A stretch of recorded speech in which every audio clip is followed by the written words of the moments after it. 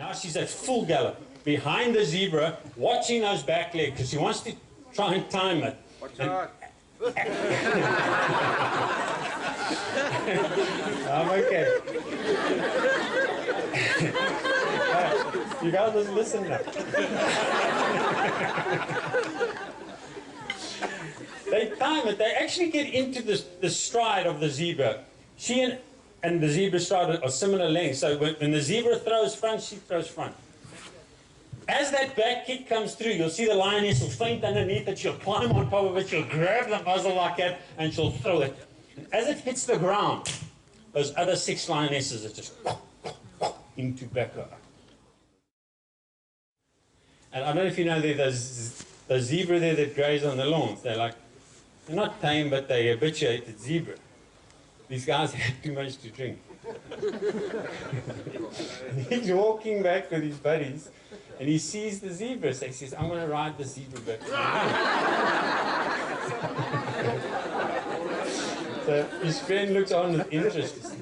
He walks up to the zebra, he says, I didn't see this is what he's telling me. And he said he nearly got on.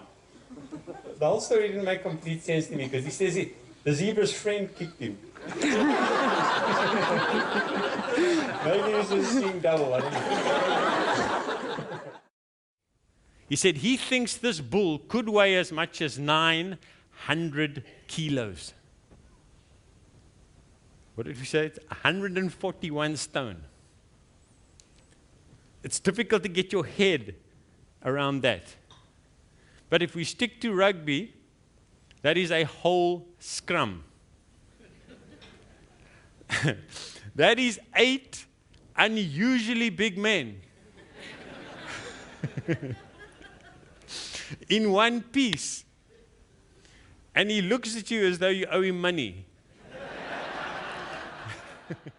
This whole story, when Schultz pops out, hits me in the chest again, says to me, shut up. Now he's talking to them. He says, this man, he says, this man is totaal onverantwoordelijk. He's completely irresponsible. He's talking to them now. He says there is a learner in there that will eat you and your whole orca.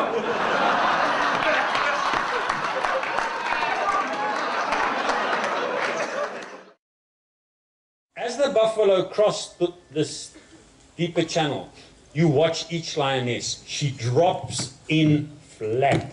A lioness can go in like a carpet. Again, it looks like the start of the 100 meters. You see each paw searching for traction like this. It's just physically difficult to do, but the chest drops through the shoulder blades like this until the chest is millimeters off the soil. The neck extends, the head steadies, the eyes focus, and the lionesses start to quiver like this. You see 5 lionesses quivering like this, waiting to go into that hunt. They are so focused on what we would call goals that it is scary. You know, you don't find in the middle of a buffalo hunt one lioness that suddenly decides to catch warthogs around the side. We hand out another piece of paper. We like pieces of paper. We say, please write down the goals. The goals. Another headache. Now he's got 2 here. Now, I freely admit, this varies dramatically from team to team. But all I can do is take an average. The average team which I've tested, 40% of that average team cannot write down the correct goal. You know what that means? Out of every 10 people, 4 think they're doing something else. The world record that I ever had was 8 out of 10 different goals. And the 2 that happened to be the same were wrong.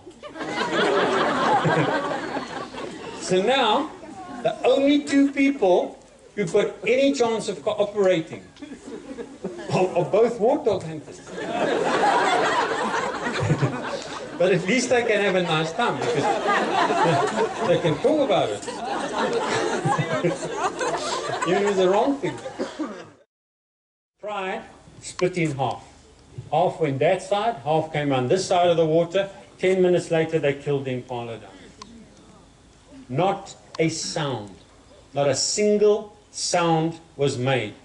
And yet they're communicating perfectly. And the difference is that they look to one another for communication. They don't expect to be given it all the time. In most organizations, this lioness would be left there saying, help, she's very sorry, but she didn't get a memo.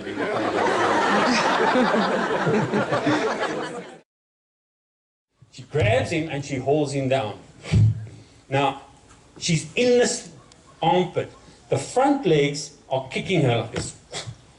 But she's too tight. They're not damaging her. The problem turns out to be the back legs. The zebra does a stomach crunch, pulls its back legs round, and next thing, these hooves are coming at her head. She drops her head, she flattens her ears, she closes her eyes, she grits her teeth, and she just hangs on like this, with these hooves going. The only reason that she's prepared to hang on under those sort of circumstances is she knows that those other 6 lionesses are coming in hard and fast to back her up. I don't believe that it even flickers through her mind that I might not get back up. If that went through her head, she wouldn't take that stallion. There is no way she would hunt buffalo. I mean, can you imagine catching a buffalo and no one comes to help you?